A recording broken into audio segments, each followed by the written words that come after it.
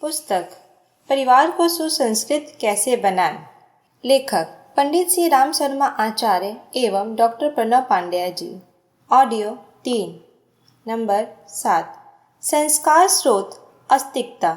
ईश्वर की उपासना से बुद्धि की सूक्ष्म ग्रहणशीलता और संस्कारों की संवेदनशीलता जागृत होती है। फलस्वरूप लोगों के भौतिक मन आध्यात्मिक जीवन की ओर मुड़ जाते हैं। शांति, सुख, स्थिरता और समृद्धि, इन चारों बातों के लिए इस प्रकार का जीवन आवश्यक है जो केवल आस्तिकता से ही संभव है। उससे बचने के लिए परिवारों में धार्मिक वातावरण बनाए रखना आवश्यक है। भारतीय संस्कृति में पग पग पर पर्व संस्कारों के प्रचलन का उद्देश्य भी यही है।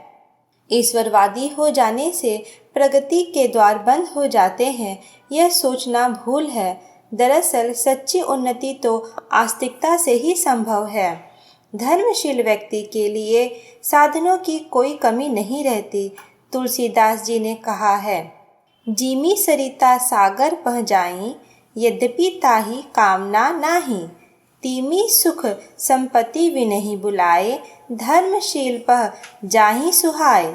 पारिवारिक जीवन में सरलता और सत्यनिष्ठा बनाए रखने के लिए हम लोगों को सच्चे अर्थों में आस्तिक रहना चाहिए।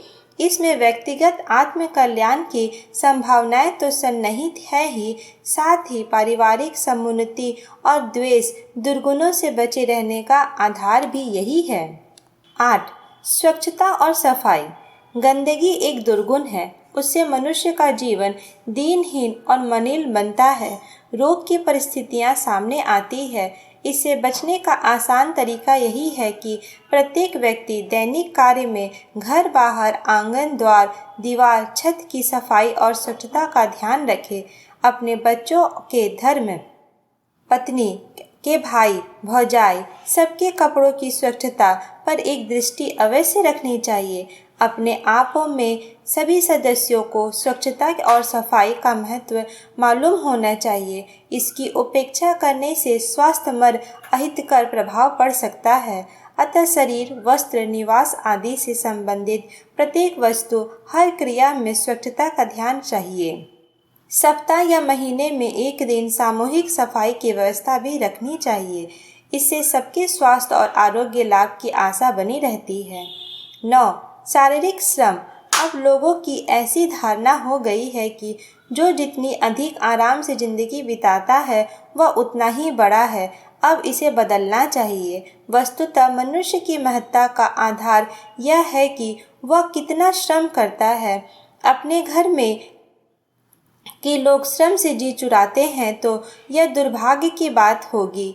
यदि कोई इसी में अपना सौभाग्य समझता है तो उसका बड़प्पन एक दिन धूल में मिलता दिखाई देगा। बापू के शब्दों में, किसी तरह का परिश्रम ना करने वाला व्यक्ति संसार की किसी वस्तु का उपभोग करता है तो यह चोरी है। यह तो व्यक्तिगत आत्म कल्याण की दृष्टि से हुआ। सामूहिक रूप से गृहस्थ और समुन्नित बाहरी झगड़ों और रोग शोक से बचने के लिए भी श्रमशीलता आवश्यक है। काम से जी चुराना एक बहुत बड़ा दुर्गुण है। परिवार के ऐसे सदस्य ही घरों में कठिनाइयां उत्पन्न करते हैं। अतः पहले से ही घरों का वातावरण श्रम प्रेरक होना चाहिए। आलस्य और प्रमाद पारिवारिक संगठन के दो रावण और मेघनाद सरीखे शत्रु हैं। इनसे बचकर ही पारिवारिक सुख शांति समुन्नति की रक्षा संभव है। लोकमान्य तिलक कहा करते थे, संसार में एक ही वस्तु है को मैं परम पवित्र मानता हूँ, वह है मनुष्य का अपनी विकास यात्रा के लिए अनवरत श्रम। परिवार के प्रत्येक सदस्य में एक दूसरे के प्रति सद्भावनाएं रखकर ईर्ष्या द्वेष दुर्भावनाओं से दूर रहकर निष्काम भाव से श्रमरत रहना जीवन की सर्वोच्च साधना है। इससे कभी विमुख नहीं होना चाहिए। 10. समय का सदुपयोग। गृहस्थ जीवन की सुव्यवस्था के लिए धन कितना आवश्यक है, यह बात सब जानते हैं। परिजनों की योग्यता बढ़ाने के लिए उन्हें खुशहाल रखने, अच्छा खाने और अच्छा पहनने का एकमात्र साधन धन है। धन के अभाव में गृहस्थी की अनेक आवश्यकताएं अधूरी रह जाती हैं। अविकसित परिवार में किसी तरह की चेतना नहीं होती, किसी तरह का आनंद नहीं होता, पर सीमित व्यवसाय, सीमित श्रम में धन कम ही उपलब्ध हो सकता है। साधन संपन्न बनने के लिए समय का सदुपयोग आवश्यक है। सब सदस्यों को श्रमशील होना चाहिए, साथ ही समय के एक एक क्षण का लाभ अपनी आर्थिक योग्यता बढ़ाने के लिए लगाना चाहिए। छोटे छोटे कुटीर उद्योग, बागवानी, साख उत्पादन आदि में समय लगाकर सहायक आजीविकाएं उपलब्ध हो सकती हैं। आलस्य में इधर उधर समय गंवाना पाप ही कहा जाएगा। उन्नति के लिए पारिवारिक जीवन में प्राण और प्रसन्नता जागृत रखने के लिए धन की आवश्यकता होती है। वह समय के सदुपयोग से ही संभव है। समय ही धन है, उसे व्यर्थ में कभी भी नहीं गंवाना चाहिए। 11. शिक्षा। पारिवारिक जीवन को विकसित करने के लिए जिस मानसिक विकास की आवश्यकता होती है, उसके लिए शिक्षा की भारी आवश्यकता है। पर जब भी कभी ज्ञान का प्रकाश मनुष्य की अंतरात्मा में प्रवेश करता पाया या एवं देखा गया है, तो शिक्षा उसमें माध्यम होती है। आज के विज्ञान के युग में तो विचार का महत्व और भी अधिक बढ़ गया है, वह भी शिक्षा के द्वारा ही संभव है। परिवार के बच्चों की शिक्षा को हम अनिवार्य समझें। एक भी बालक निरक्षर ना रहे, पर यह ध्यान रहे कि अभी जो अशिक्षित प्रौढ़ है, उनके विकास का क्रम भी अधूरा ना रहे। इसके लिए परिवार के प्रत्येक परिजन को शिक्षित करना जरूरत है। हमें देश में गृहस्थ की दुर्दशा के कारणों की अशिक्षा मुख्य है, और वह भी विशेष रूप से स्त्रियों की। अतः अब हर शिक्षित परिजन का यह कर्तव्य है कि वह कम से कम अपने परिवार, अपनी धर्मपत्नी को तो साक्षर बनाने का कार्य निश्चित रूप से बनाए ही। 12. स्वाध्याय। मनोविकास के लिए जो महत्व शिक्षा का है, आत्मविकास के लिए वही महत्व स्वाध्याय का है। यह दोनों प्रक्रियाएं साथ साथ चलती रहे तो गृहस्थ जीवन में ऋषियों के जीवन जैसी विशेषताएं इस युग में भी उपलब्ध की जा सकती है। हमारे परिवार समाज का अंग होते हैं। दूसरे वर्ग के लोगों के साथ मिलना जुलना, बोलना बैठना प्रायः बना ही रहता है। ऐसी स्थिति में दूसरों का अच्छा बुरा प्रभाव अपने लोगों पर ना पड़े, यह नितांत संभव नहीं। बुराइयों के अंधकार से बचने के लिए स्वाध्याय का प्रकाश अनिवार्य है। ऐसा कोई भी घर ना हो जहाँ एक छोटा सा ज्ञान मंदिर ना रहे। लोगों को उत्तम ज्ञान और चरित्र निर्माण विषयक साहित्य घर में उपलब्ध होता रहे और उनके स्वाध्याय का क्रम भी चलता रहे, यह बहुत जरूरी है। विशेषकर आज की परिस्थितियों में, जबकि बाहरी आडंबरपूर्ण वातावरण से अपने परिजनों के प्रभावित हो जाने का खतरा बढ़ा हुआ है।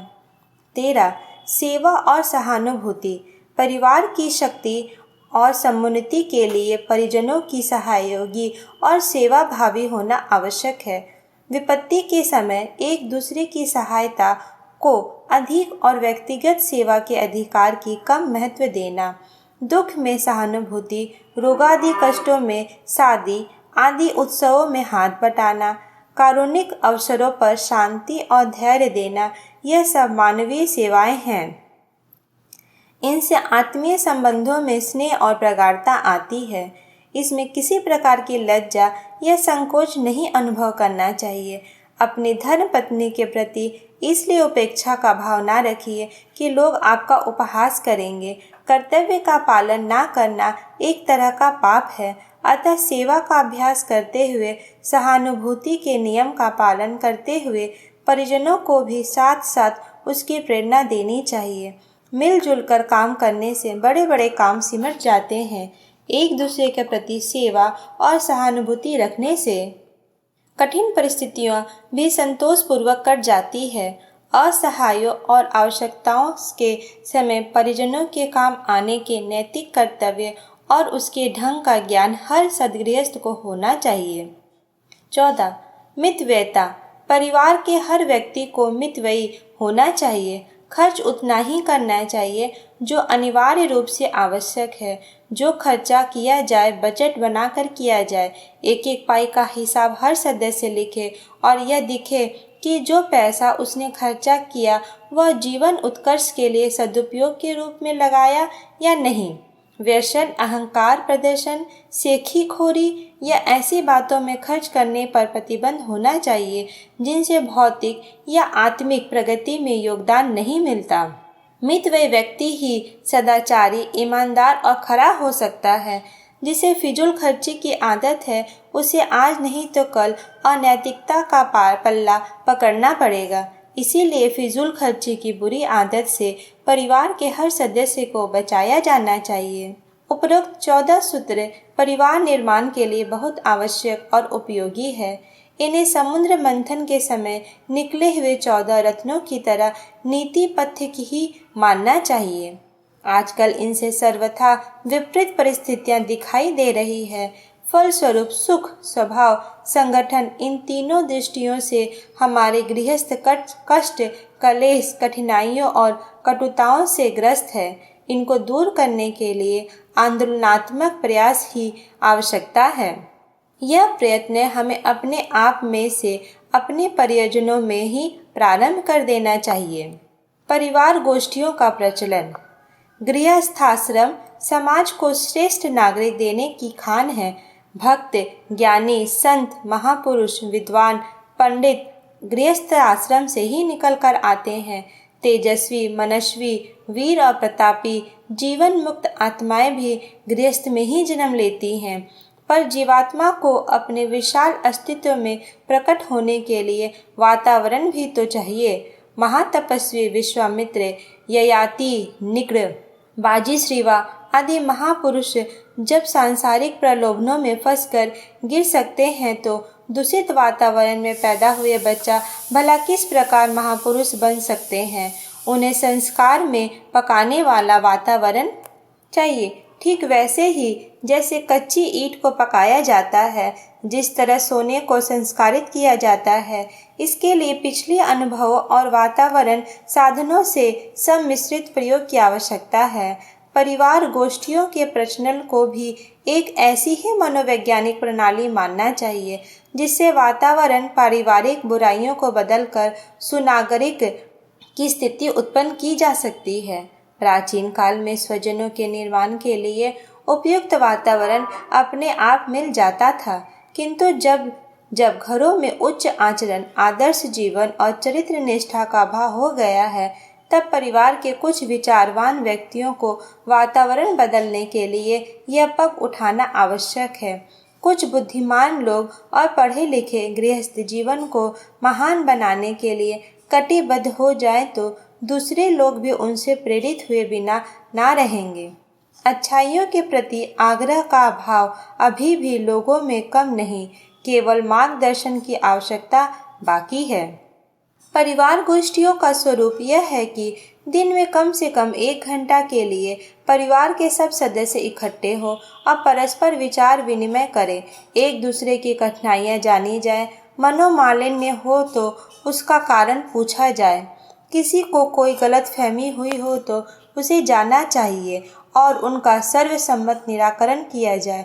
यह प्रक्रिया परिवारों को विसंखलित होने से बचाने के लिए और पारस्परिक संबंधों को घनिष्ठ बनाने के लिए बहुत आवश्यक है।